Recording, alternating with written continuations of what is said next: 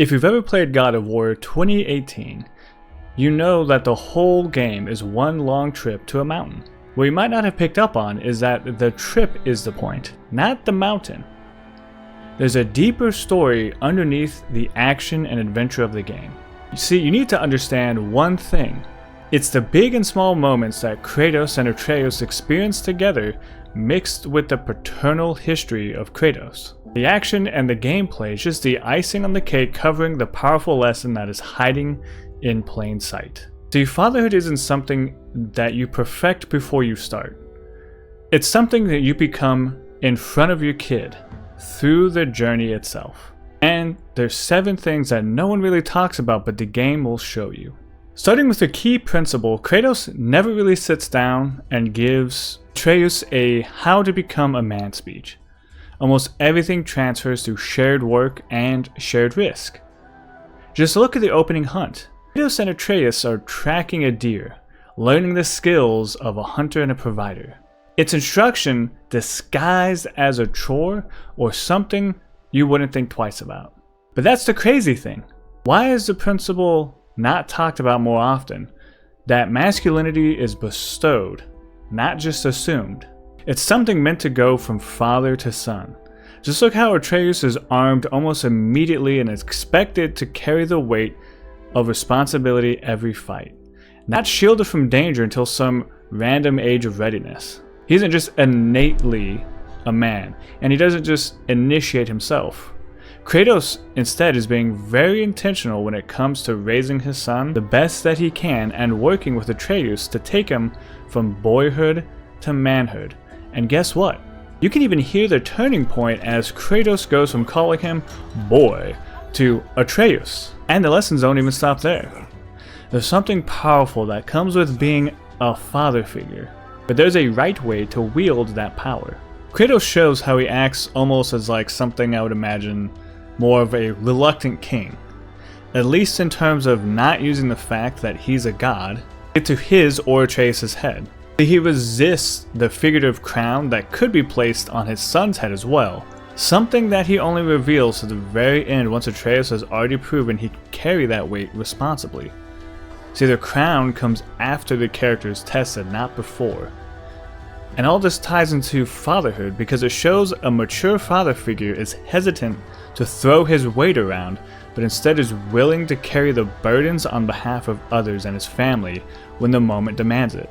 Look at how he leaves the blades of chaos buried, leaving the tools of his old unchecked strength until he has no other option. He doesn't just show up and say, hey, I'm the dad, I'm the king of this castle, even though they don't really even kind of stay anywhere, they kind of move around a lot. No, he's reluctant to wield or overwield strength and use it oppressively, but instead uses it at the right time in the right measure, and even learns throughout the journey how to fine-tune that. But no one's perfect, and neither is Kratos. So what happens when a father fails? Well, actions speak louder than words, and Kratos learns to own up to his mistakes instead of burying them. Eventually, Kratos tackles one of his biggest regrets, and he does so by admitting what he did to his family and to the Greek gods out loud to another person, rather than just keeping it locked up and hidden away. It wasn't easy, and that's ownership, not silence, not avoiding it. He eventually mans up to it and owns it. And the game also never lets that mistake just disappear into the next cutscene and float away. Every blow up or flashback has a visible aftershock, same as real fatherhood. The mess up is what matters, but it's what you do the 10 minutes after that does. So how is it that Kratos actually teaches lessons and bestows manhood onto Atreus? Well, it comes through discipline and correction, not by punishment, starting with the very game system itself. The game's guidance system nudges players back on track without punishing wrong turns. Exploration is never treated as a mistake worth a penalty.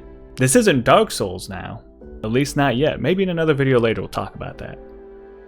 And speaking of guidance, when Atreus has a mistake, makes a mistake, Kratos corrects it in the moment with instruction rather than punishment.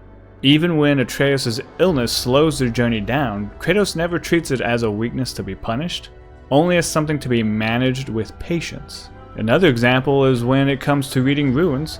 Kratos rarely does the reading for Atreus. He lets Atreus build the skill through repeated low-stakes attempts. So he takes the time to help Atreus build a skill coming alongside him, instead of harshly punishing him for every single mistake. Now you might be asking, with all of Kratos' backstory and history and all those other games, how is it that he's even learned these kinds of skills? Well, remember how Kratos was lovingly fathered by Zeus? Well, neither does Kratos. The brief glimpses of relationships show betrayal and abandonment, the opposite of what Kratos is building with Atreus.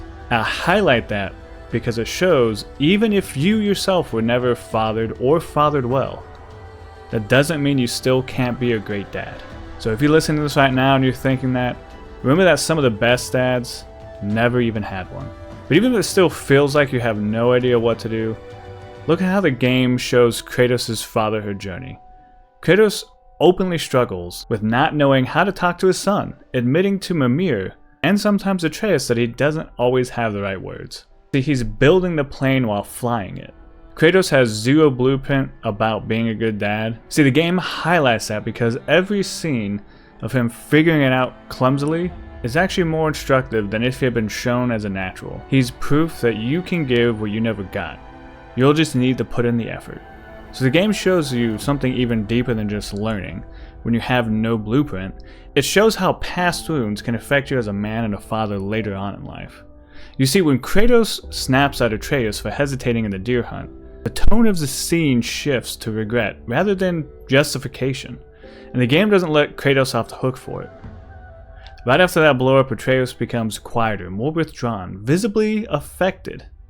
The game shows the actual cost of the emotional wounds from Kratos' relationship with Zeus rather than just moving past it. It builds a depth of his character. Kratos then begins to show the correction through how he treats Atreus differently as the game progresses, as he learns how to process some of his past emotions. Kratos never has one big healing moment. The wound from Zeus shows up in small leaks throughout the game, the flashes, the temper, sometimes even the silence, long before he ever addresses it directly. So how does he fix it? Well, Kratos finally speaks his history out loud partway through the game to Mimir, specifically someone with no stake in judging him, which is often the safest place a wounded man can start. So it goes to show that part of learning fatherhood and being a better father and man in general is understanding that if you have wounds in the past, at some point you are going to have to deal with them. But you don't have to do it alone. Just remember that. But what's the biggest and probably most difficult thing that you can do as a father? It's most likely going to be letting your son see the real you. And honestly, that's not just fatherhood, but motherhood as well. Just parents in general. Letting your son see the real you over time as he grows into a man. Honestly, that's just an issue I've seen most parents have. It's actually showing their child that they themselves are also human. And the story takes its time to gradually let small details leak out through the game in subtle ways. Even something as small as Kratos' scars, small reactions, and restraint around certain triggers long before the full truth is known. Kratos even allows Mimir to tell Atreus some of the harder truths rather than hiding the past entirely, letting someone else help with some of those difficult parts. And the whole game leads up to the biggest point of fatherhood, in my opinion, in that final shot of the two of them looking at the mountain range together. A wordless moment of shared vision rather than instruction. The relationship has started to shift from teacher and student, father and son, to something closer to equals. Not completely, but it's starting. And at the end of the day, wouldn't you agree that the final point of fatherhood is to raise your son to be a man who you can treat as an equal, and in the end, someone who will carry a legacy throughout generations?